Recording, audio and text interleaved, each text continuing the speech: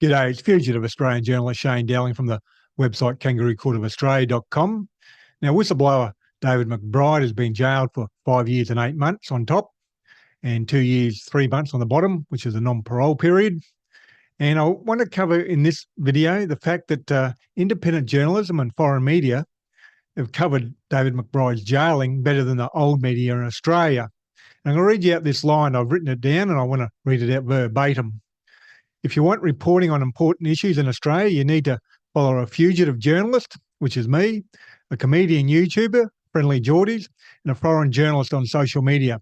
And then you'll get the truth, because Australia's old media have sold out the Australian public. And I'm going to give you some examples in this video in relation to David McBride, the reporting on David McBride, and you compare what I show you and what you've watched on TV, on the news, or read on the various old media websites, and you'll see that the old media in Australia have sold you out. Now, on Tuesday, when David McBride was jailed, I put the message on Twitter: Prime Minister Anthony Albanese has his first whistleblower scalp. He must be a happy man today. Whistleblower David McBride has been sentenced to 5 years and 8 months with a non-parole period of 2 years and 3 months, but no war criminals have been jailed. So that's an independent journalist, myself, putting out a very simple message on social media, and I'm reporting the issue. Now, if you have a look on the old media websites or the journalists from the old media, the social media accounts, you'll find nowhere when any of them point out the truth, the fact that David McBride's been jailed, but no war criminals have been jailed.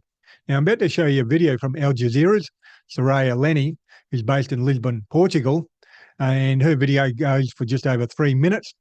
And compare this, her video, in relation to David McBride's jailing, and compare that to the old media in Australia who have reported the same issue, and you'll see there's no comparison. She's done a far better job than Australia's old media. Yeah, I'll play you the video. Murder, torture, summary executions. These are just some of the things Australia's lauded special forces are accused of doing when they were deployed in Afghanistan between 2007 and 2013. But finally, more than a decade after these crimes occurred, someone's gone to jail. No, not the guy who executed at point-blank range a farmer cowering in a wheat field. And no, not the guy who allegedly machine-gunned a one-legged, unarmed man, then drank beer out of his prosthetic leg. The first man Australia sent to jail over war crimes allegations is the whistleblower. I may have broken the law, but I did not break my oath to the people of Australia and the soldiers who keep us safe. Military lawyer David McBride was sentenced to almost 6 years in prison for leaking sensitive documents that exposed a slew of war crimes allegedly committed by Australia's SAS in Afghanistan. McBride did 2 tours as a legal officer and has always admitted he leaked the documents. Well, let me explain why. McBride saw claims of war crimes against certain members of the SAS, but time after time, military investigators dismissed the allegations. And instead of stopping the killings, senior officers gave them medals. One of the soldiers, Ben Robert Smith, was celebrated as a national hero. But then a few journalists started asking questions. And according to McBride, the military panicked and finally started to prosecute people. The problem was, they were the wrong soldiers. McBride says they were being blamed to cover up all the past inaction. He sent a formal complaint to his superiors. He even went to the police and the defence minister. They dismissed his concerns. So he leaked the documents to the national broadcaster. And what did the military do? Well, around this time, it started an internal investigation known as the Brereton Inquiry. And in 2020, the inquiry concluded that basically McBride was right.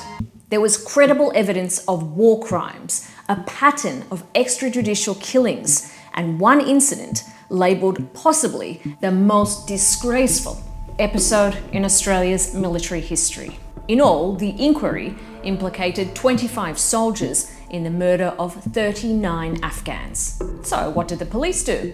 Well, they raided the national broadcaster. And what about the soldiers who are accused? About 5 years after these allegations became public, police charged the soldier in this video with the war crime of murder. So far, no one else has been charged. And the journalists who reported on the leaked documents? They've been awarded the Medal of the Order of Australia. As McBride told me before his trial, He was motivated by a sense of duty, both to the truth and to the public. In his words, "We can't put innocent people in jail to appease the press, nor can we pin medals on serial killers." And for exposing that truth and the cover-up, the man many people regard as the real national hero in all of this is in jail. Now, a social media user on Twitter published a video of Senator Sarah Hanson-Young in the Senate the day after David McBride was jailed. And in the video, she says, "It's an absolute disgrace that the first person imprisoned in this country in relation to war crimes is the person that exposed the war crimes." Now, I'll show you the video now. David McBride is a hero, and you failed him. Both sides failed him. It is an absolute disgrace that the first person imprisoned in this country in relation to war crimes is the person who exposed that this was going on. It is absolutely backwards. You don't have the courage of your convictions for standing up for the true freedoms that our brave defence personnel fight for every day. Protection of human rights, democracy, freedom of the press. You're gutless.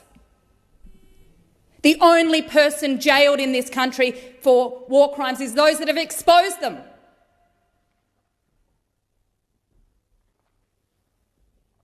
Not to mention billionaire media moguls funding court cases to cover the backsides of those with big question marks over their heads. Did you do anything about that? Did you concern yourselves of the national security implications of a media mogul billionaire covering the legal costs of a war criminal? You did nothing. You've done nothing. No wonder the Australian people are sick and tired of hearing your bleak, glimp offerings of human rights protection and the freedom of the press. Now, Friendly Geordie is an online comedian, a YouTuber, who has comedian shows around the country, yet he still does a lot better work than the old media do in a lot of topics. And he published a video about 4 weeks ago, which gives a good overview, firstly of David McBride and his past and what's led up to his ultimate jailing, but also he's critical of the ABC and Four Corners specifically in relation to their reporting and stitch-up of David McBride. Now, the video from 4 weeks ago is titled "I Investigated Australia's Worst Journalists." Let's look at how Four Corners, the self-proclaimed home of Australian investigative journalism, covered Afghan war whistleblower David McBride.